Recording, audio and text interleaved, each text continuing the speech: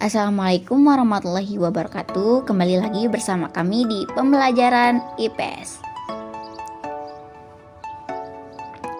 Di sini kami akan membahas materi mengenai interaksi sosial dan interaksi manusia dengan lingkungan.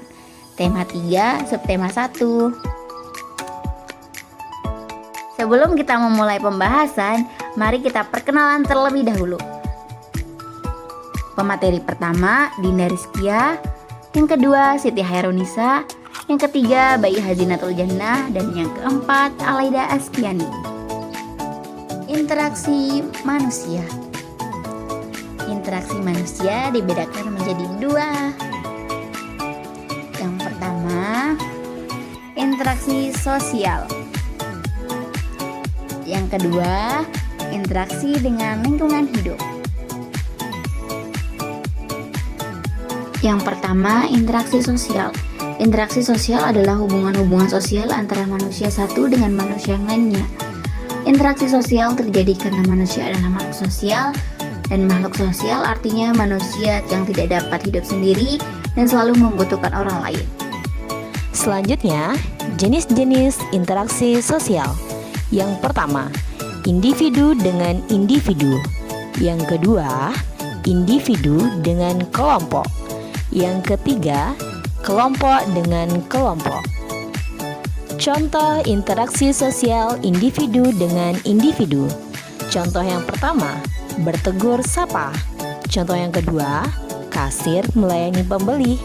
Yang ketiga, dokter memeriksa pasiennya. Dan yang keempat, ibu berbicara dengan anak.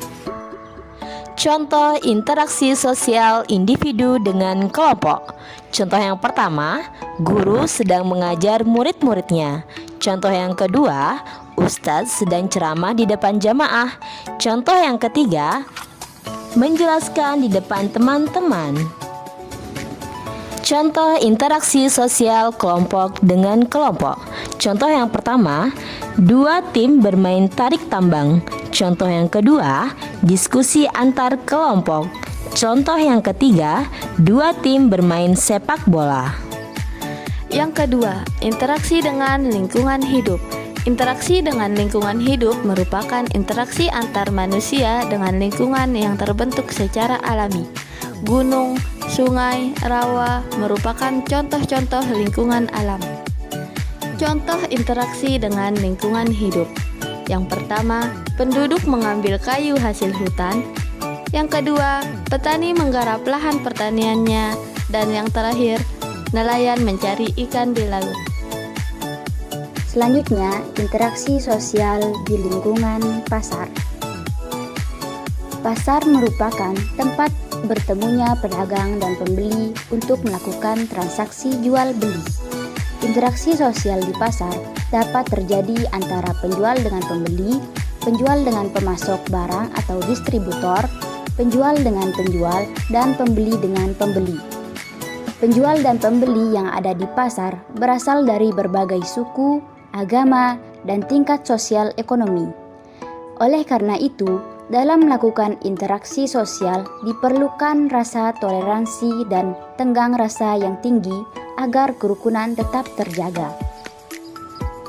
Perlunya sikap toleransi dan tenggang rasa. Toleransi adalah suatu sikap saling menghormati dan menghargai antar kelompok atau antar individu dalam masyarakat atau dalam lingkungan lainnya. Tenggang rasa adalah suatu sikap hidup dalam ucapan, perbuatan, dan tingkah laku yang mencerminkan sikap menghargai dan menghormati orang lain. Manfaat kita memiliki sikap toleransi dan tenang rasa diantaranya: yang pertama, kerukunan akan terjaga. Yang kedua, aktivitas berjalan lancar. Yang ketiga, kehidupan terasa damai. Dan yang terakhir, persatuan dan kesatuan akan meningkat. Sekian penyampaian materi tentang interaksi sosial dan interaksi manusia dengan lingkungannya. Semoga bermanfaat. Wassalamualaikum warahmatullahi wabarakatuh.